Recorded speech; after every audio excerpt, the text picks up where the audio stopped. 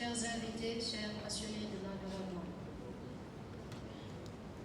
C'est avec un réel plaisir que je prends la parole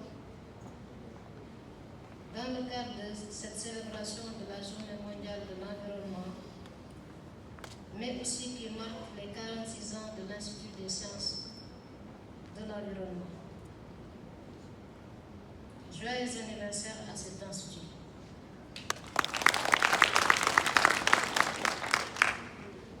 Je tiens à exprimer ma profonde gratitude, mais aussi celle de M. Cheikh Awa Balla Fall, aux étudiantes et étudiants de la promotion 2024 pour avoir fait le choix de nous désigner comme marrains et marraines de cet événement.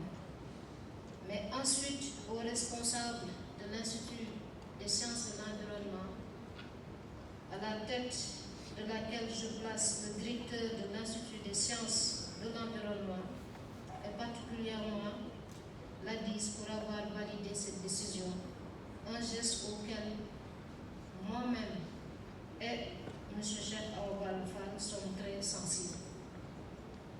Le thème de la Journée mondiale de l'environnement, la restauration des terres, la désertification et la résistance à la sécheresse.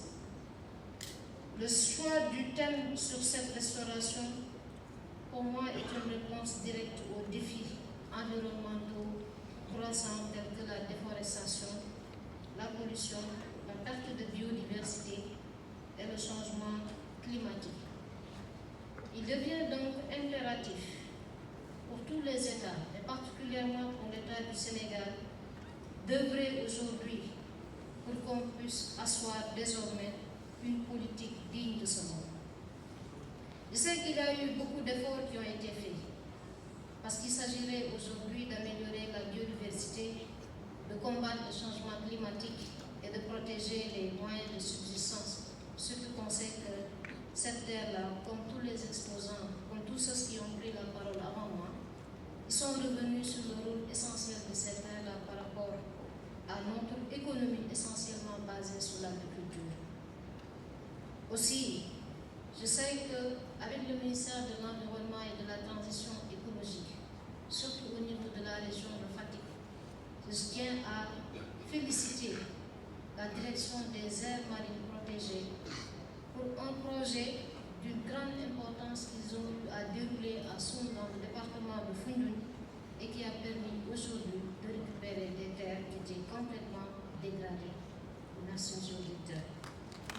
Merci uniquement la direction des aires marines protégées, parce que aussi il faut se réjouir des actions qui sont constamment posées par les agents des eaux et forêts, par les agents de ce ministère, pour qu'aujourd'hui, au niveau de nos régions respectives, qu'on puisse disposer d'une situation encore meilleure que celle que nous avons.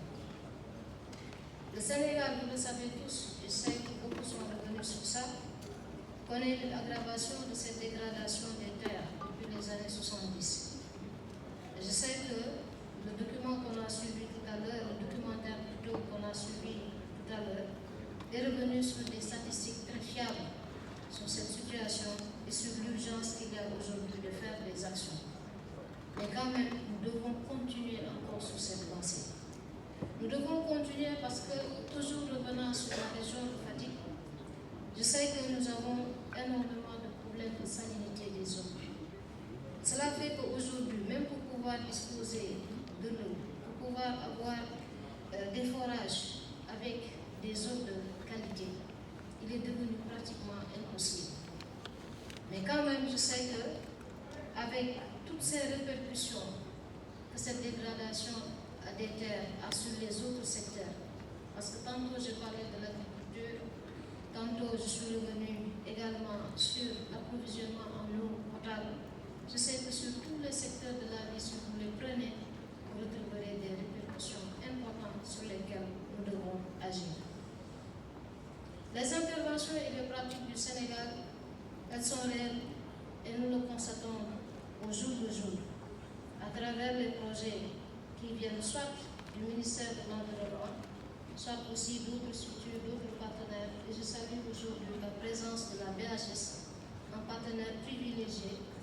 Et je sais que M. le directeur est revenu sur la nécessité de disposer aujourd'hui d'un édifice public digne de ce nom, mais la BHS aussi est dans l'habitat. Moi, j'insiste sur ça.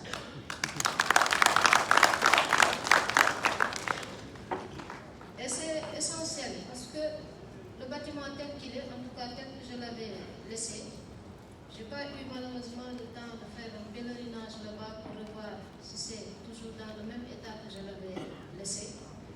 Mais quand même, à travers le discours de M. le directeur, on comprend aisément qu'il faudrait aujourd'hui qu'on puisse faire cet effort-là parce que ce que je vois au niveau de cette infrastructure, c'est qu'elle forme en fait beaucoup de cadres.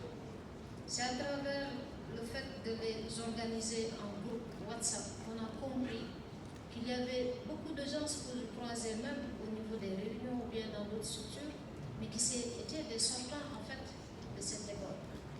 Et en réussissant au concours de l'école nationale d'administration, je me suis rendu compte que sur 4 filles qui étaient passées à ce concours-là, quand on le faisait en 2002, c'est pratiquement sur les 3 filles étaient des sortantes de l'Institut des sciences de l'environnement.